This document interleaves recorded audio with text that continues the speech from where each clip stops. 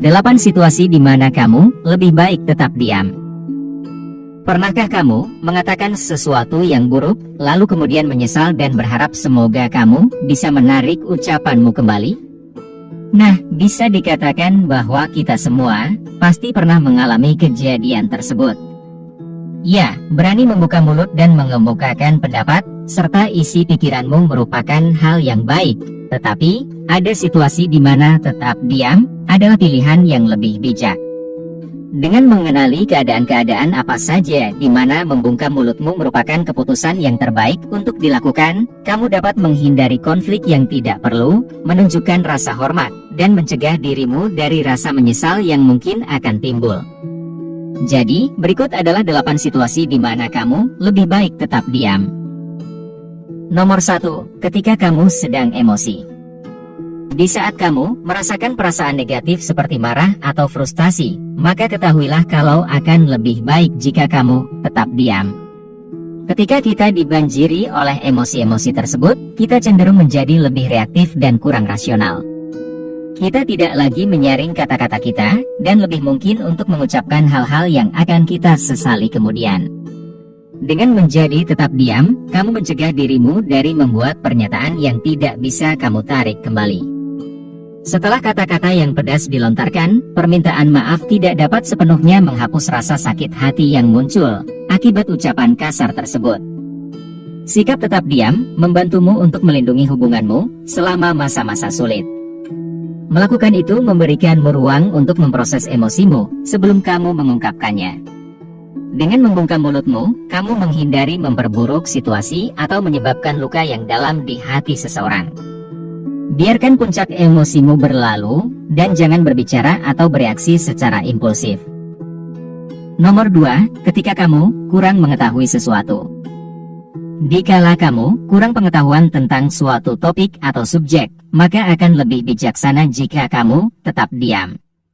Ingatlah kalau bersikap sok tahu dan mengutarakan informasi yang tidak lengkap atau tidak akurat akan membuatmu terlihat bodoh di mata orang lain. Belajarlah untuk menutup mulut dan membuka telinga di saat kamu tidak benar-benar mengetahui sesuatu. Melakukan itu akan membuatmu mendapatkan wawasan yang baru dan menghargai orang lain. Berbicara omong kosong dan mengada-ngada seringkali berakibat tidak baik. Jika pengetahuanmu kurang, maka akan lebih baik kalau kamu tetap diam, mendengarkan, dan belajar. Di saat momennya tepat, barulah kamu bisa mengemukakan pendapatmu. Nomor 3. Ketika perkataanmu berpotensi melukai perasaan seseorang. Menyerang orang lain secara personal atau membicarakan hal-hal yang negatif tentang seseorang seringkali tidak bermanfaat. Melakukan itu tidak hanya menyakiti hati orang lain, tetapi itu juga merusak kredibilitasmu dan hubunganmu, karena orang-orang cenderung kurang percaya dengan individu yang membicarakan keburukan sesamanya. Ketahuilah kalau ada cara yang tepat untuk memberikan kritik atau umpan balik, tanpa bersikap kasar, dan melampiaskan kekesalan secara impulsif yang dapat menimbulkan rasa sakit hati, bukanlah solusinya. Memang, mungkin ada situasi di mana kejujuran itu diperlukan, tetapi penting untuk berpikir 2 kali dan menyaring kata-katamu sebelum kamu memutuskan untuk mengatakan sesuatu. Nomor 4. Ketika kamu menerima kritik. Di saat seseorang memberikanmu kritik atau komentar yang negatif, maka wajar rasanya jika kita ingin membela diri dan membenarkan tindakan kita. Namun, membantah dan melawan balik perkataan individu tersebut biasanya hanya akan memperburuk situasi daripada mengarah ke diskusi yang positif. Di momen-momen tersebut, akan lebih baik jika kamu tetap diam dan menerima umpan balik mereka tanpa menentang mereka. Setelah mereka selesai berbicara, barulah kamu merespons perkataan mereka. Namun, sebelum kamu membuka mulutmu, luangkanlah waktu sejenak untuk memikirkan apa yang telah mereka katakan, dan bertanyalah kalau ada yang kurang jelas. Ya, melakukan ini tidaklah mudah dan dibutuhkan pengendalian diri, serta kesabaran yang tinggi. Tetapi, jika kamu bisa melakukannya, maka kamu akan terlihat dewasa, profesional, dan mau bertumbuh di mata orang lain. Nomor 5. Ketika kamu berhadapan dengan aparat hukum.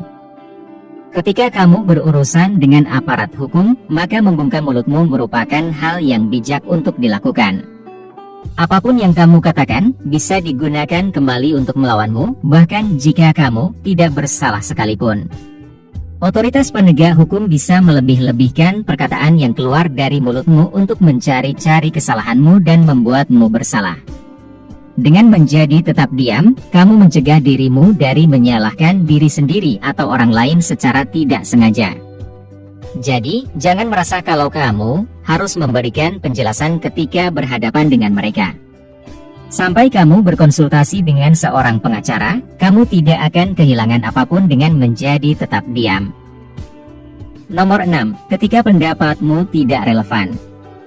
Dengan hidup yang kita jalani selama ini, kita mengumpulkan informasi serta pengalaman baru yang membentuk sudut pandang yang sekarang kita miliki. Tetapi, kamu harus menyadari bahwa tidak semua orang memiliki perspektif yang sama dengan dirimu. Akan ada banyak situasi di mana latar belakang, pendapat, dan pengalamanmu tidak relevan dan tidak dihargai oleh orang lain. Sebagai contoh, sebuah tim kerja yang sudah dibentuk sejak lama, pasti memiliki cara bekerja dan budayanya sendiri. Mengutarakan opinimu tanpa memahami konteks yang berjalan, seringkali berakibat tidak baik. Hal yang sama juga berlaku ketika kita mencoba untuk memberikan saran tanpa berpengalaman di suatu bidang. Memang, meskipun niatmu baik, kamu akan mendapatkan lebih banyak kredibilitas dengan mendengarkan terlebih dahulu. Terkadang, kita merasa tertarik untuk memberikan pendapat hanya untuk berpartisipasi dan ikut serta. Namun, ketahuilah kalau ada kebijaksanaan dalam menjadi tetap diam dan tidak mengucapkan sesuatu yang tidak memberikan kontribusi yang bermakna. Ini adalah saat untuk tetap diam dan mendengarkan dengan penuh perhatian. Melakukan ini memungkinkanmu untuk terhubung dengan lebih mendalam dengan orang lain dan menambah pengetahuan.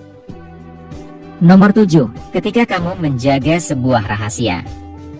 Jika seseorang telah mempercayakanmu dengan informasi pribadi atau rahasia mereka, maka sebaiknya kamu menghormati privasi mereka dengan tetap diam dan tidak mengumbarnya kepada orang lain. Ada alasan etis dan moral untuk menjaga sebuah rahasia, baik itu tentang masalah kesehatan pribadi, informasi internal tentang sebuah perusahaan, laporan-laporan hukum, dan berbagai hal lainnya yang seharusnya hanya diketahui oleh pihak yang terlibat. Terkecuali jika seseorang mengizinkanmu untuk membagikan rahasia mereka, janganlah pernah mengungkapkannya. Tetaplah diam dan biarkan itu hanya diketahui oleh kalian berdua. Nomor 8. Ketika diam adalah respons yang paling tepat dan terhormat. Terkadang, diam adalah respons yang paling tepat dan paling terhormat yang bisa kita berikan kepada orang lain. Dengan menutup mulutmu, kamu menunjukkan respek terhadap sesamamu dan sudut pandang mereka. Misalnya, menjadi tetap diam selama momen peringatan atau doa, merupakan hal yang sangat tepat untuk dilakukan. Mempertahankan kehadiran yang tenang, memberikan ruang bagi orang lain untuk terhubung dengan nilai-nilai, iman, duka, atau rasa syukur mereka, tanpa gangguan. Hal yang sama juga berlaku ketika seseorang menceritakan pengalaman pribadi atau pengalaman emosional mereka. Dengan fokus mendengarkan dan tidak menyela pembicaraan, kamu menyampaikan rasa peduli dan perhatian. Selain itu, mengamati dalam keheningan juga bisa menjadi cara untuk menghormati budaya atau ritual spiritual yang mungkin tidak kamu ketahui. Dikala kamu memasuki sebuah ruangan yang berada di luar tradisimu sendiri, membuka mulutmu sampai ada saat yang tepat untuk berbicara, memungkinkanmu untuk belajar dan berpartisipasi sepenuhnya. Ingatlah kalau ada kekuatan dalam diam dan tidak mengucapkan sepatah kata pun. Intinya, menutup mulutmu dan menjadi tetap diam di situasi-situasi tertentu, mencerminkan kebijaksanaan dan kedewasaan. Mengembangkan kemampuan ini melalui pertimbangan yang hati-hati dan latihan yang konsisten, merupakan investasi yang akan membawa manfaat yang positif di berbagai aspek kehidupanmu. Jadi, belajarlah untuk tetap diam di momen yang seharusnya dan saksikanlah pertumbuhanmu.